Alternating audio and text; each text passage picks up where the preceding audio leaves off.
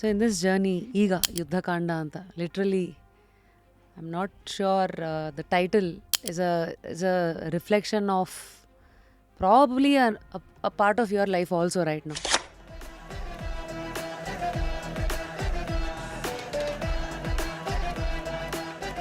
This is a story which has a woman who is in trouble, ಅಂದರೆ ಅತ್ಯಾಚಾರಕ್ಕೆ ಒಳಗಾಗಿ ಹೆಣ್ಣು ಶೋಷಣೆಗೆ ಒಳಗಾದಾಗ ಅವಳಿಗೆ ಸರಿಯಾದ ಸಮಯದಲ್ಲಿ ನ್ಯಾಯ ಸಿಗದೇ ಇದ್ದಾಗ. ಹಲೋ, ನೀವು ನನ್ನ ಕೇಸ್ ತಗೋತೀರಾ ಪ್ಲೀಸ್? ಅಗೇನ್ ಜಸ್ಟಿಸ್ ಸರಿಯಾದ ಟೈಮಲ್ಲಿ ಸಿಗದೆ ಇದ್ದಿದ್ದಕ್ಕೆ there is one more crime which happens.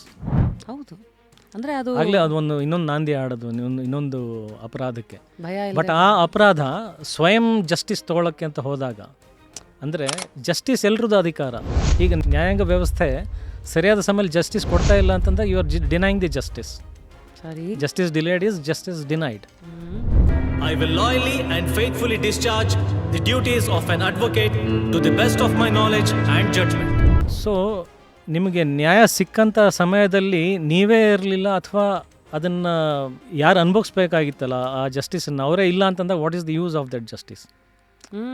So ಆ ಟೈಮಲ್ಲಿ ಒಬ್ಬ ಹೆಂಗೆ ಪ್ರೇರಣೆ ಆಗುತ್ತೆ ಅಂತಂದರೆ ನಾನೇ ಜಡ್ಜ್ಮೆಂಟ್ ತೊಗೋಬೇಕು ಅನ್ನೋದಕ್ಕೆ ಬರುತ್ತೆ. ಆವಾಗ ನಾವೇ ಜಡ್ಜ್ಮೆಂಟ್ ತೊಗೊಳ್ಬೇಕಂತ ನಿಂತಾಗ ನಾವು ಅಪರಾಧಿ ಆಗ್ತೀವಿ.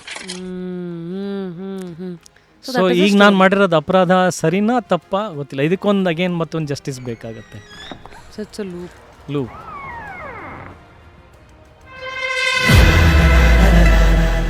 ಫುಲ್ ವಿಡಿಯೋನ ನೋಡಿ ಆನ್ ರ್ಯಾಪಿಡ್ ರಾಶ್ಮೀಸ್ ಯೂಟ್ಯೂಬ್ ಚಾನಲ್.